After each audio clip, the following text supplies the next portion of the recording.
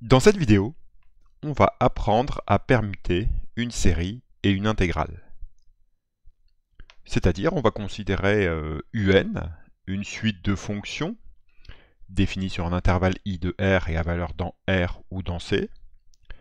Et on va se poser la question de savoir si l'intégrale sur i de la somme pour n égale 0 à plus l'infini des un de x dx est égale à la somme pour n égale 0 à plus l'infini de l'intégrale sur i des un de x dx.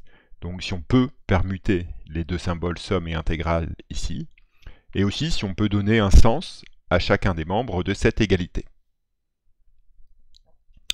Pour réaliser ce genre de permutation série intégrale, on dispose du théorème d'intégration terme à terme qui a deux formes. La première forme, c'est pour les fonctions positives. On considère un, une suite de fonctions intégrables sur i, à valeur dans R+, donc elles sont positives ou nulles. Et cette suite de fonctions, elle est telle que la série associée, la série des un, elle converge simplement sur i.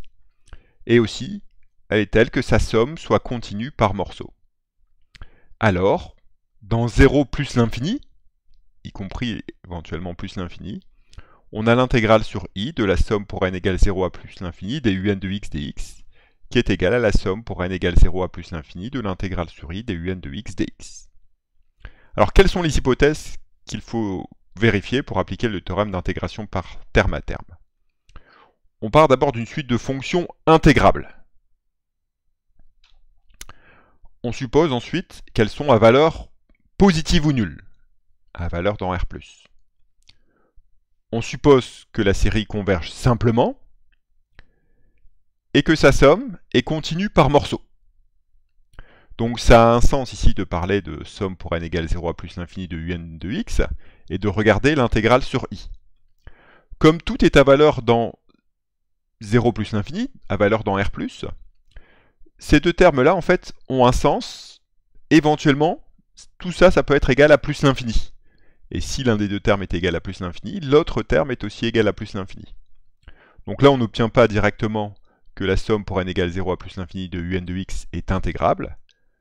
Et en fait, on a plutôt que l'intégrabilité de la somme pour n égale 0 à plus l'infini des un sur i, elle est équivalente à la convergence de la série des intégrales sur i des un de x dx.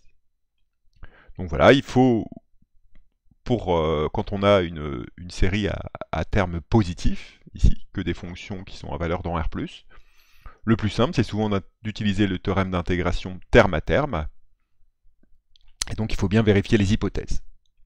Alors pour être honnête, dans le programme de prépa, c'est écrit exactement la chose suivante. Pour l'application pratique, on vérifie donc les hypothèses de convergence simple, de positivité, sans expliciter celles relatives à la continuité par morceaux. Alors pourquoi? Parce qu'ici, en fait, parfois, c'est vraiment donné la somme ici comme la somme d'une série, on n'a pas de formule explicite pour le faire, et dans ces cas-là, ça peut être un petit peu compliqué de démontrer la continuité par morceau, il faudrait des arguments de convergence uniforme ensuite. Donc dans ces cas-là, on ne le fera pas. Mais quand on a une somme qui est explicite, bien sûr, on écrira que la fonction explicite qu'on a, elle est continue par morceau. Alors voilà, voyons un exemple. On va démontrer que l'intégrale de 0 à 1 de log de t sur t moins 1 dt, c'est la somme pour n égale 0 à plus l'infini de 1 sur n plus 1 au carré. Comment on va faire déjà? La première chose, c'est qu'on ne voit pas bien pourquoi c'est une permutation série intégrale, parce qu'ici, il n'y a pas de série qui apparaît. Et donc, on va commencer par faire apparaître une série. Comment on va faire apparaître une série? En reconnaissant dans 1 sur t moins 1, ou plutôt dans 1 sur 1 moins t, la somme d'une série géométrique. Et donc, j'écris que pour t dans 0, 1, je m'en fiche de ce qui se passe en 0 et en 1, log de t sur t moins 1, c'est moins log de t sur 1 moins t, et je sais que pour t dans 0, 1, ouvert, 1 sur 1 moins t, c'est la somme des t puissance n pour n égale 0 à plus l'infini. Et donc ici, finalement, j'ai que log de t sur t moins 1, c'est somme pour n égale 0 à plus l'infini, de moins log de t fois t puissance n. Bon voilà, ceci nous incite à poser pour n positif et t dans 0, 1, un de t égale moins log de t fois t puissance n, et on va vérifier que un satisfait les hypothèses du théorème d'intégration terme à terme dans le cas des fonctions à valeur dans R+. Eh bien c'est parti. D'abord, pour chaque n supérieur ou égal à 0, un elle est bien continue par morceau sur 0,1, et l'intégrable sur cet intervalle, que je vais noter i, l'intervalle 0,1 ouvert. Pourquoi? D'abord parce qu'elle est continue par morceau sur cet intervalle. Il n'y a pas de problème en 1, puisque la fonction elle est continue en fait jusqu'en 1. Et il n'y a pas non plus de problème en 0. Alors pourquoi il n'y a pas de problème en 0? Alors il n'y a vraiment pas de problème en 0 si n est supérieur ou égal à 1. Parce que dans ces cas-là, on a log de t multiplié par une puissance de t. Et par croissance comparée, on sait que un de t, ça tend vers 0 quand t tend vers 0. Et donc elle se prolonge par continuité, notre fonction en 0, il n'y a pas de problème. Et le seul cas qui pose un petit peu problème, c'est le cas où t égale 0, mais dans ce cas, un de t, c'est moins log de t. Et il est bien connu que la fonction logarithme, elle est intégrable au voisinage de 0. Deuxième point à vérifier, c'est la positivité. Là, il n'y a pas de problème. Un, c'est bien positif sur 0,1, parce que t puissance n, c'est positif. Le log de t, c'est négatif sur 0,1, mais comme je multiplie par moins 1, c'est positif. Donc un, elle est positive sur 0,1. Et la série des un, elle converge simplement sur i vers t associe log de t sur t-1. C'est exactement ce qu'on a écrit ici quand on a écrit cette somme-là. Et cette fonction-là, d'ailleurs, on peut aussi vérifier. On peut le faire ici, il n'y a pas de souci, qu'elle est continue par morceau sur i. Bon, maintenant, voilà, on peut appliquer le théorème, et on sait que dans 0 plus l'infini, éventuellement, cette intégrale-là pourrait être égale à plus l'infini. Intégrale de 0 à 1 de log de t sur t-1 dt, donc c'est l'intégrale de 0 à 1 de la somme pour n égale 0 à plus l'infini de moins log de t fois t puissance n dt. Et comme on a vérifié qu'on pouvait appliquer le théorème d'intégration terme à terme, on échange l'intégrale et la série. C'est la somme pour n égale 0 à plus l'infini de l'intégrale de 0 à 1 de moins log de t fois t puissance n dt. Il reste maintenant une chose pour obtenir le résultat qu'on voulait avoir, c'est de calculer cette intégrale. Eh bien, on va la calculer tout simplement par une intégration par partie. Donc je vais écrire que l'intégrale de 0 à 1 de moins log de t, t puissance n dt, c'est égal à ce membre-là. Alors comment j'obtiens ce membre-là? Eh bien, l'idée c'est de faire disparaître le log. Donc je fais disparaître le log en le dérivant. Et en contraire, je vais primitiver t puissance n. Donc quand je dérive le log, je vais apparaître 1 sur t. Quand je primitive t puissance n, je fais apparaître 1 sur n plus 1, t puissance n plus 1. Donc le produit des deux, ça fait t puissance n, divisé par n plus 1, qui est ici devant. Et ça, c'est bien une fonction qui est intégrable sur 0,1. Donc comme cette fonction-là, elle est intégrable sur 0,1, et celle-là, elle est intégrable sur 0,1, je suis bien dans les conditions d'application de la formule d'intégration par partie pour les intégrales impropres. Et donc le terme ici qui est entre crochets, c'est celui-là. En 1, il fait bien 0, log de 1, ça fait 0. Et en 0, si t tend vers 0, eh bien ce terme-là tend vers 0, puisque c'est de la forme une puissance de t multipliée par le logarithme, et par croissance comparée, ça tend vers 0 en 0. Reste à calculer cette dernière intégrale. L'intégrale de 0 à 1 de t puissance n dt, c'est 1 sur n plus 1, facile, trouver une primitive. Comme on a fait 1 sur n plus 1 devant, on trouve 1 sur n plus 1 au carré. Et c'est exactement ce qu'on voulait. On a bien démontré que l'intégrale entre 0 et 1 de log de t sur t-1 dt, c'est la somme pour n égale 0 à plus l'infini de 1 sur n plus 1 au carré. Passons maintenant au cas où les fonctions ne sont pas forcément à valeur positive, donc elles peuvent avoir à valeur dans R ou à valeur complexe éventuellement. Et donc là aussi on dispose d'un théorème qui nous dit la chose suivante. Donc on considère toujours un, une suite de fonctions intégrables sur notre intervalle i. On suppose toujours que la série des un converge simplement sur i. Et on suppose que sa somme est continue par morceau sur i. Et l'hypothèse supplémentaire qu'on fait, c'est que la série des intégrales des modules de un est convergente. Et l'hypothèse, la conclusion qu'on obtient, c'est que la somme pour n égale 0 à plus l'infini des un, elle est intégrable sur i, et on peut bien permuter la série et l'intégrale. Alors, faisons le bilan ici des hypothèses qu'il faut vérifier pour appliquer ce théorème. Comme tout à l'heure, il faut vérifier que chaque un, elle est intégrable sur i. Comme tout à l'heure, il faut supposer que la série des UN elle converge simplement sur I, et aussi que la somme est continue par morceaux, même si en pratique on ne le fera pas toujours. Et la différence par rapport à tout à l'heure, on ne suppose plus que UN est positif, mais on suppose que cette série-là converge, la série sur n des intégrales sur i des modules de UN de x dx. Et dans ce cas-là, on obtient une conclusion un petit peu plus forte que tout à l'heure, parce qu'on obtient directement que la somme de la série elle est intégrable sur i, et on obtient qu'on peut permuter la série et l'intégrale. Alors à nouveau, voyons une application qui ressemble beaucoup à la première qu'on a donnée. On va démontrer que l'intégrale entre 0 et 1 de log de t sur t plus 1 dt, c'est la somme pour n égale 0 à plus l'infini de moins 1 puissance n plus 1 divisé par n plus 1 au carré. Bon, la méthode c'est à peu près la même, hein. On va commencer par faire apparaître une série.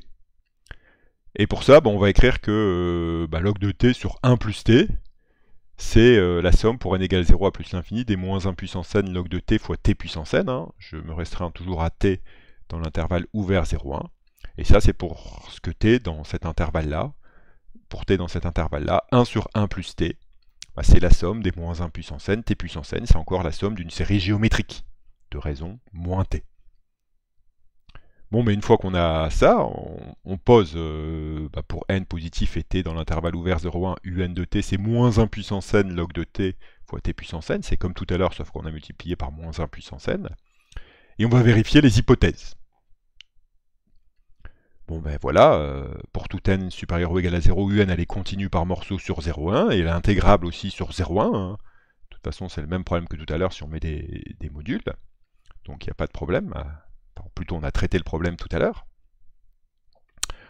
Ensuite, on a déjà démontré que la série des UN, elle convergeait simplement sur i vers la fonction qui a t associe log de t sur t plus 1. Et celle-là, elle est continue par morceau sur i. Donc reste à vérifier la dernière hypothèse, c'est la convergence de cette série. Bon, mais voilà, en fait, si on calcule l'intégrale de 0 à 1 de module de un de t dt, c'est moins l'intégrale de 0 à 1 de log de t, t puissance n dt. On peut enlever le moins 1 puissance n, il doit rester un moins parce que ça c'est toujours négatif sur 0,1. Et ce calcul-là, on l'a fait tout à l'heure, c'est 1 sur n plus 1 au carré. Et donc cette série-là, c'est une série de Riemann convergente. Hein. Donc la série des intégrales de 0 à 1 de module de un de t dt, elle converge. Et donc je suis bien dans le cadre d'application de mon théorème. Et je peux dire que l'intégrale de 0 à 1 de log de t sur t plus 1 dt, c'est l'intégrale donc de 0 à 1 de la somme pour n égale 0 à plus l'infini de moins 1 puissance n log de t, t puissance n dt. Et je peux appliquer le théorème d'intégration terme à terme. Je peux sortir la somme de l'intégrale. Donc ça fait somme pour n égale 0 à plus l'infini de moins 1 puissance n intégrale de 0 à 1 de log de t, t puissance n dt. Et cette dernière intégrale, on l'a calculée dans le cadre du premier exemple. On avait vu que ça faisait moins 1 sur n plus 1 au carré. Hein. Il y avait un moins tout à l'heure pour obtenir 1 sur n plus 1 au carré, il a disparu. Il faut que je le remette dans le résultat. Et donc j'obtiens bien ce que je voulais, que l'intégrale de 0 à 1 de log de t sur t plus 1 dt, c'est la somme pour n égale 0 à plus l'infini de moins 1 à la puissance n plus 1 sur n plus 1 au carré.